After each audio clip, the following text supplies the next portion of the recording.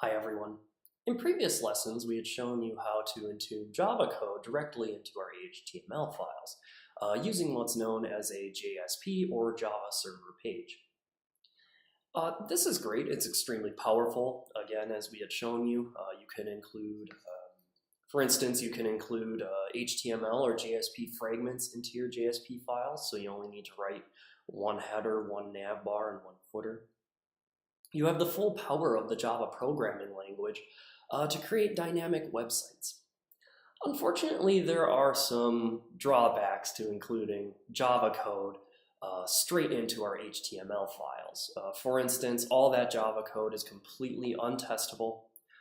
Employers really want to be able to test all their Java code, and so all the Java code we write into a JSP is untestable.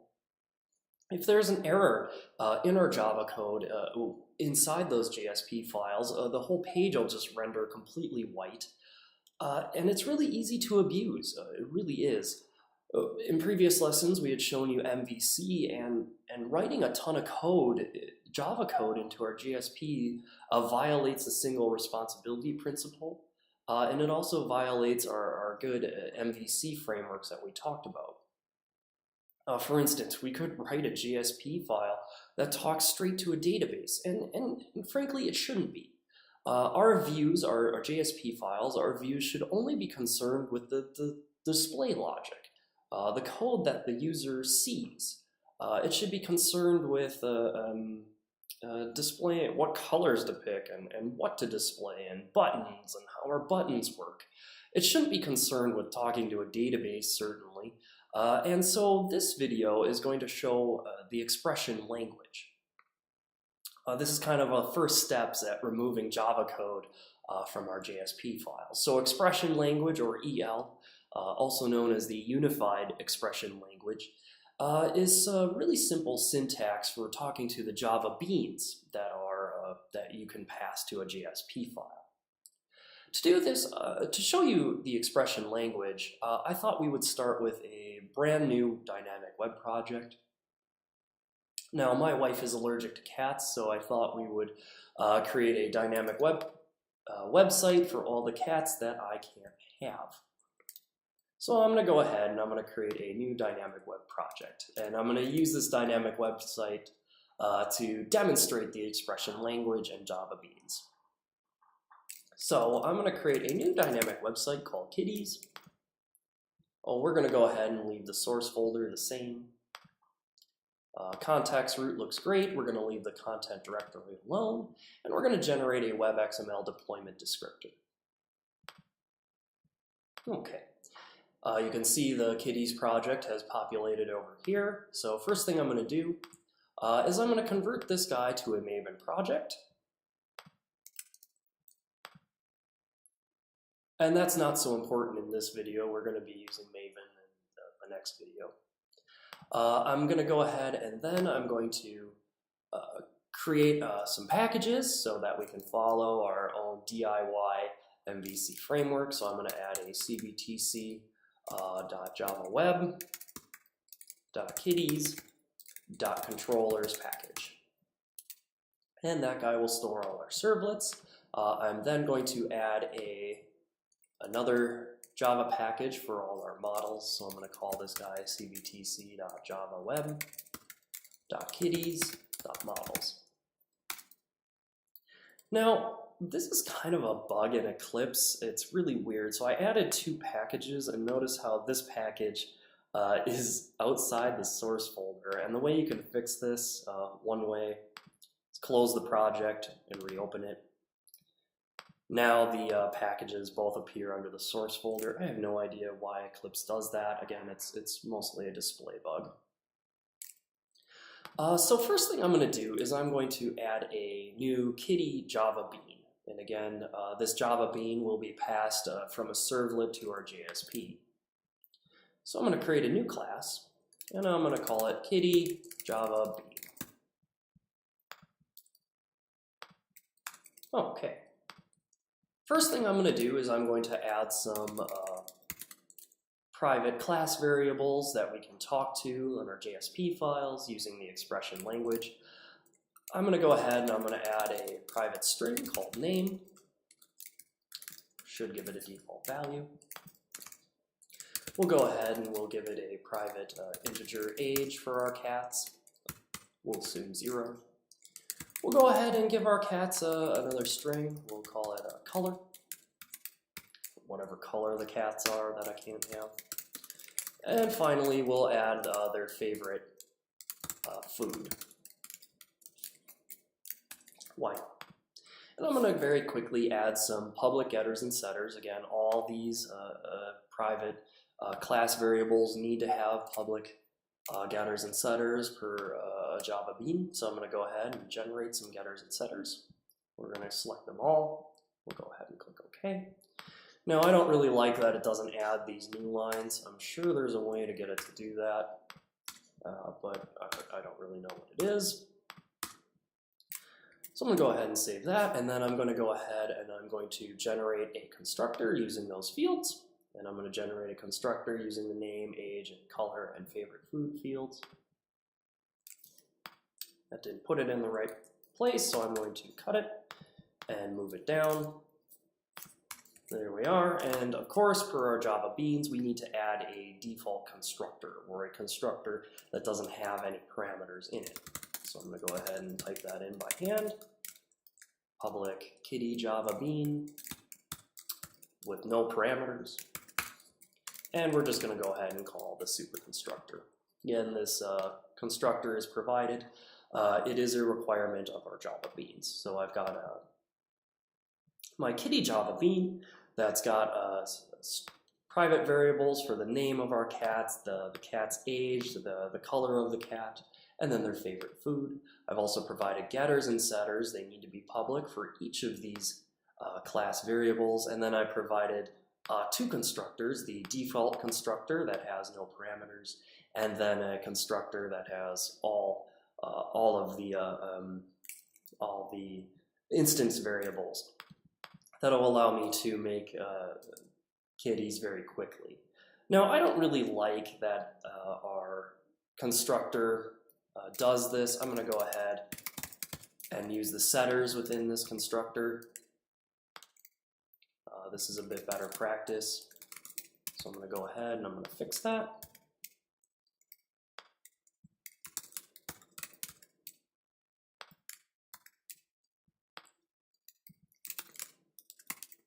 All right, here we go.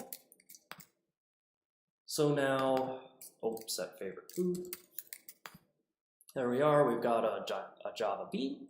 One last thing, we do need to have our kitty Java Bean inherit the serializable interface, and we do that with the implements keyword. So kitty Java Bean is going to implement the serializable interface. Now again, Eclipse can't find that, so we need to import java.io, the serializable.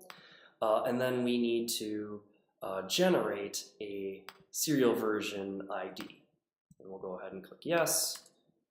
And again, this will generate the serial version user ID with some crazy number. Again, yours will probably look different than mine. It's generated dynamically. Next, I'm going to go ahead and I'm going to add a kitty servlet. Actually, I'm going to call it kitties servlet because we're going to serve out multiple kitties. Why not? We'll go ahead and click next. We'll keep everything the default next. We're going to override init and destroy.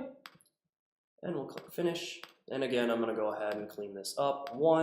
This is the default serial version UID. I'm going to go ahead and delete that. I'm going to generate a new one. There we are. Again, it's some other wacky weird variable or wacky weird number. I'm going to delete this web servlet annotation. I'm going to delete the import for all of the annotations. And I'm going to go ahead and I'm going to delete some of these to-do comments in here. I don't care about all these. I'm going to go ahead and delete that auto-generated code. I'm going to delete this comment here. Again, make sure to call the super init method if you override init in your servlet. So if you override init here, make sure to call the super init method. This will keep you from potentially having some bugs. I'm also going to call the super objects destroy method as well. Okay. Next, what I'm going to do is I'm going to add a new kitties JSP.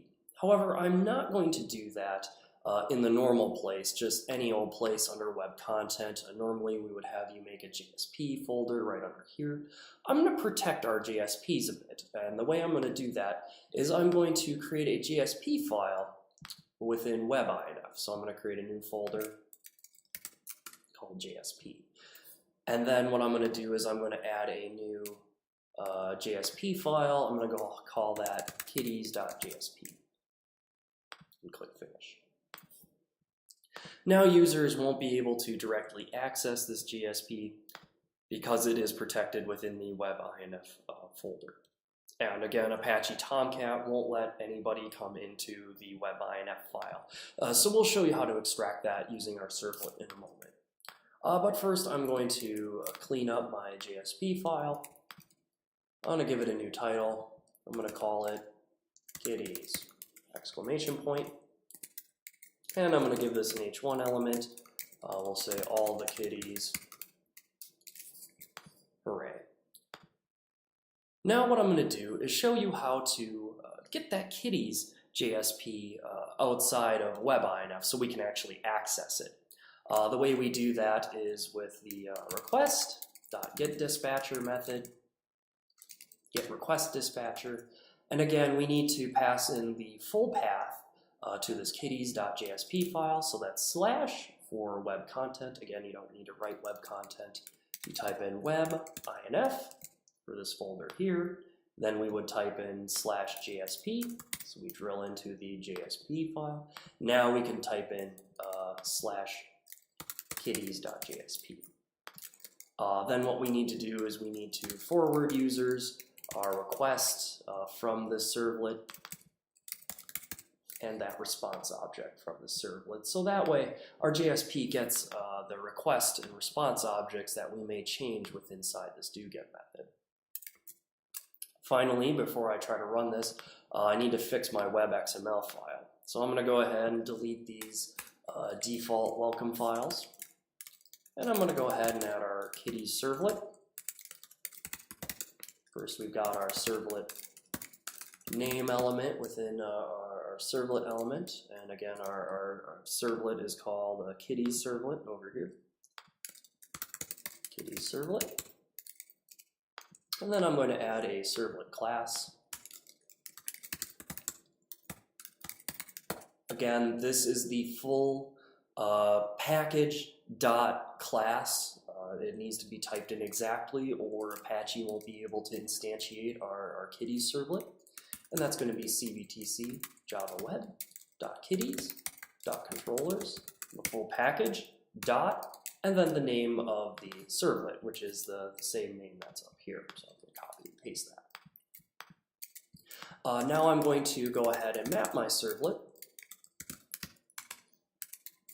to a URL pattern. So again, under servlet mapping element, I need to include the servlet name, which is kitties servlet, and then a URL pattern. I'm going to go ahead and call it kitties. /kitties. I'm also going to change the welcome file to /kitties so that this is the first page that users will be met with. Okay, we've done a lot of typing with our code. Well, we've done a lot of stuff, and we should really test this first before we continue. So I'm going to go ahead and select our kitties servlet, and I'm going to go ahead and click play. And with any luck, we'll see that kitties.jsp file. Now again, that kitties.jsp file is entombed within the WebINF folder. That means that users will never be able to access that.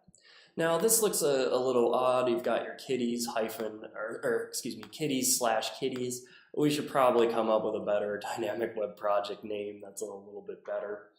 So you've got the /kitties for the project name and then /kitties for that URL pattern that I mapped. It's a little, that's not so great, but for demonstration purposes, it's fine.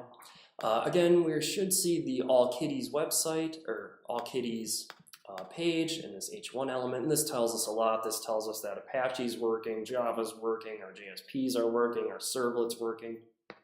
This tells us that a lot of stuff is working. Now, what I'm going to do to demonstrate the expression language, again, expression language is a way in which we can access our Java beans on our JSP files a little bit easier, is I'm going to create some Java beans, or some Kitty Java beans, and I'm going to pass them into the request object via set attribute.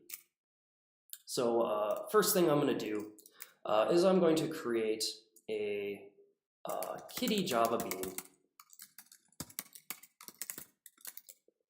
We'll call it cat. I don't know. It's probably a better name for this, but oh well. We'll call that, actually, let's call it kitty. And we're going to go ahead and create a new Kitty Java bean. And you can see Java is complaining because we need to import the models package.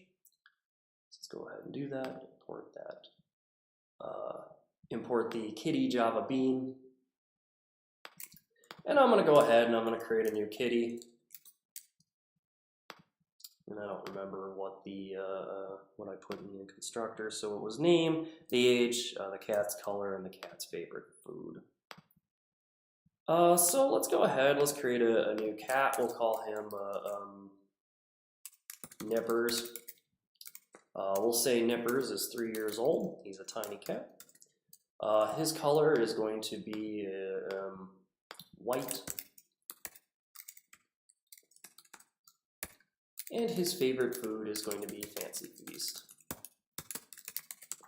There we are. Now to pass that Kitty Java bean to our JSP file, our Kitty's JSP, we need to do that via an attribute. So we're going to go ahead and we're going to say a request.setAttribute. We'll say kitty. And then we'll pass in the kitty object. So the name of this attribute is kitty, and then we're going to pass it in this Java bean here. Now, previously what we had shown you is how to do this using JSP code. So for instance, we would have done something like this, and then we would have imported the kitty Java bean. So we would have done something like this: import equals cvtc.javaweb.kitties.models, .kitty Java bean. This is just annoying. Again, we're not going to do this anymore. We'd also shown you how to basically typecast and extract this the hard way. We're not going to do that anymore. We're going to use what's known as the expression language to access that Java bean. So I'm going to go ahead and I'm going to delete this.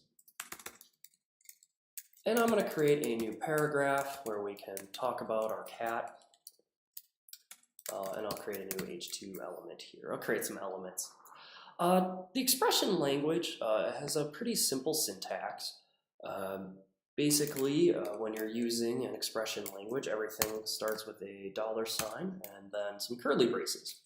And in here, we can use the expression language. So inside of this, I can basically talk to that Java bean. So again, we are passing a kitty object inside named kitty. So we're going to go ahead, we're going to copy that, and we're going to do kitty.name, which will display the name of the cat. And I believe, what did we call our cat? Nippers. Sure, why not? I'm going to go ahead and click the play button. Again, I think we'll be greeted with a 404 error because I clicked play on the kitties.jsp page. Indeed we are. Apache's not going to let us into that web INF folder. Our servlet needs to serve up that kitties JSP file, so I'm going to go ahead and type kitties. And indeed, we see nippers.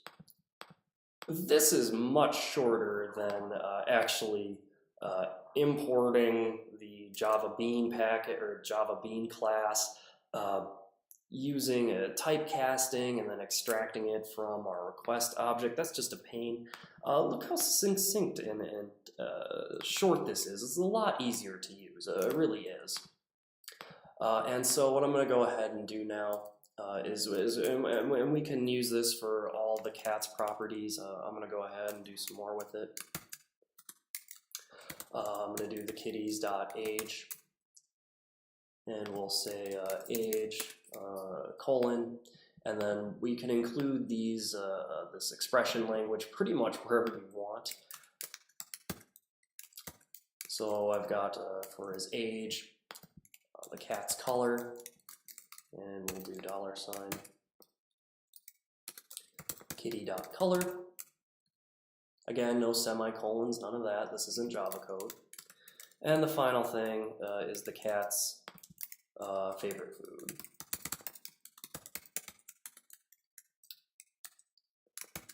So we'll go ahead and add that via expression language. Now, notice that our expression language is not using semicolons. It is not using getAge. For instance, you're not doing getAge or anything like that. You're not typing Java code here. This is a syntax unto its own. What is this? I'm surprised this is giving me an error. Let's try running it, see what happens. Maybe it'll go away. So I'm going to try running this.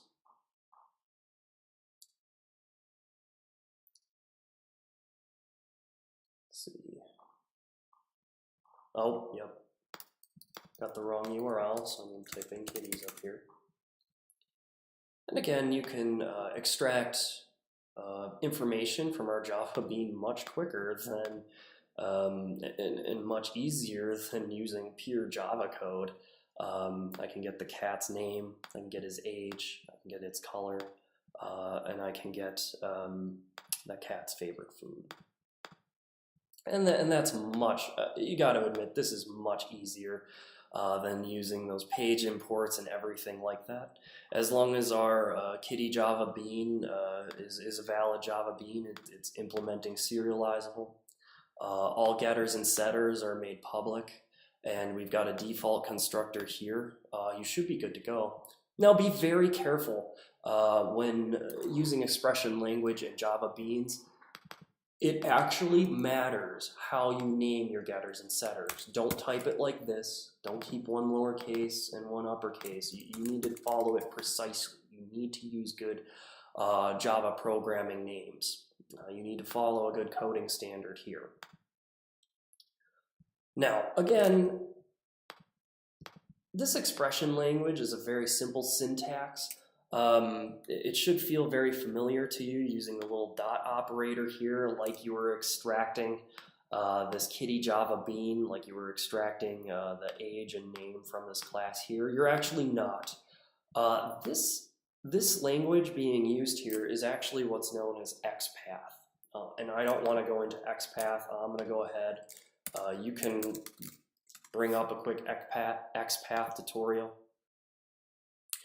This XPath is basically a way in which we can navigate through XML elements within our document. Again, I don't want to go into it. It should look and feel very familiar to you with this dot operator. However, it is not the dot operator. This is XPath syntax here. I should also say that we can also pass in and use expression language for anything. It doesn't need to be a Java Bean. So I'm going to go ahead and set an attribute here. We'll say owner. We'll say that Steve is the owner. We'll just use a simple string. And we can use that simple string here. We'll just put a silly paragraph here. And we'll say we'll use expression language to get the owner. So we'll say owner owns these cats. And we'll go ahead and click play. So again, it doesn't need to be a Java bean. I think you can just pass in simple attributes like this.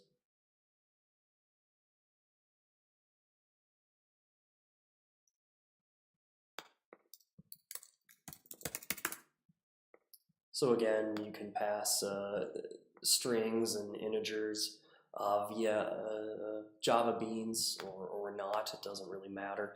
And you can display that all much simpler. Again, this is a much easier way of accessing Java beans in our JSP files. I'm going to go ahead and for the sake of demonstration purposes, I'm going to change the kitty's color to red to show you some more power. I think you can actually include these this expression language anywhere you want. I think you can include them in attributes, HTML attributes as well. So I'm going to do a quick inline style. We're going to go ahead and say color. And I'm going to go ahead and type in my expression language syntax, $ curly braces, and I'm going to say kitty.color. And again, we need to include a semicolon there for proper CSS. And we'll see if we can change the color of this paragraph based on the color of the cat. And this should go.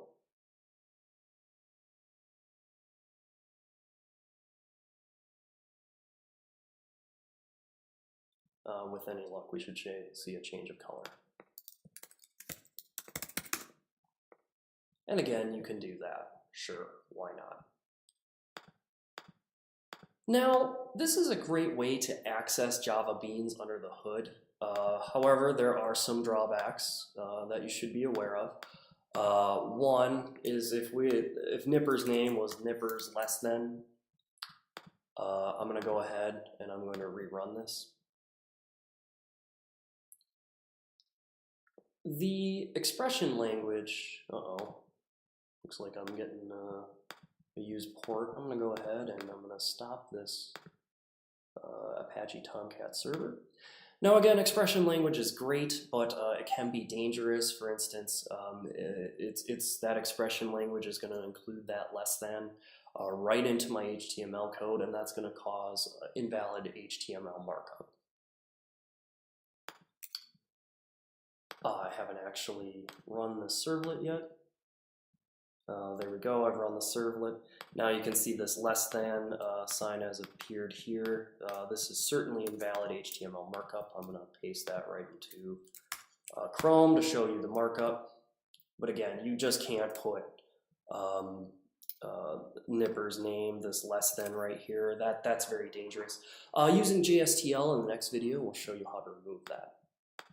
Now you can do other relatively basic things with XPath. You've got access to plus, minus, multiplication, division, and logical operators. Again, I'm not going to go into too much detail. Sometimes I use tutorials point here. Your textbook would be another good place to look at expression language. But if you scroll down, you can see the basic operators in EL, so there's addition, subtraction, multiplication, division, modulus.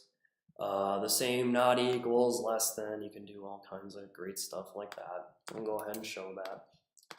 So for instance, we could add 10 to this cat's age using expression language.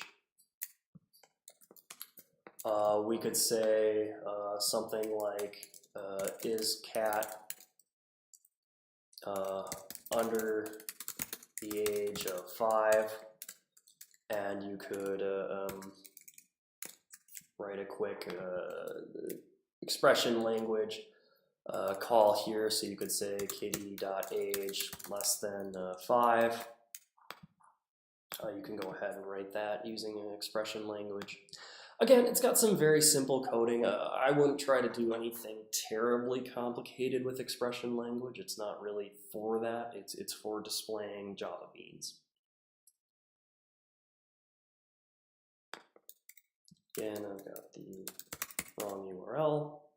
So again, you could see that our cat Nippers is under the age of 5. Again, you can do some simple stuff with it. Last thing I'm going to show you is how we can use expression language to access arrays or lists of Java beans. So I'm going to go ahead and I'm actually going to make an array list of multiple cats. And we'll show you how to use not only access a very simple primitive Java objects, but Java beans. Now I'll show you how to access a list of cats. So I'm going to go ahead and I'm going to create a new list of kitty Java beans. We'll call this kitties. And we'll create a new array list.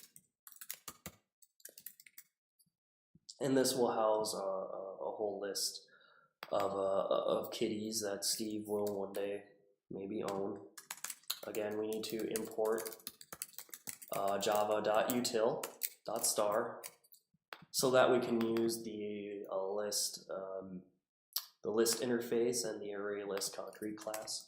Now I'm going to go ahead and I'm going to add a whole bunch of kitties to my array list. So I'm going to go ahead and I'm going to do kitties.add, and I'm going to add a new kitty Java bean.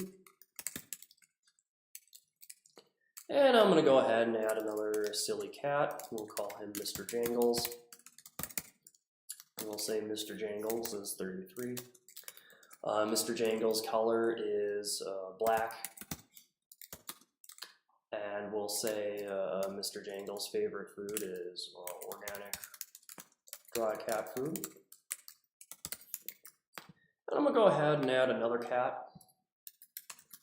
We'll just go ahead and copy this line here. I'm going to add another cat called Thor. We'll say Thor is 10. We'll say Thor is a gray cat. And Thor is going to eat, I don't know, what other cat foods are there? Friskies. I don't know. We'll just say Friskies, sure, why not? I'm out of cat food names. Now what I can do is I can also add this array list to my request object via an attribute. So again, it would be a request.set attribute. I'm going to go ahead and call this one kitties. Same name as my array list. And then I'm going to pass in the kitties list.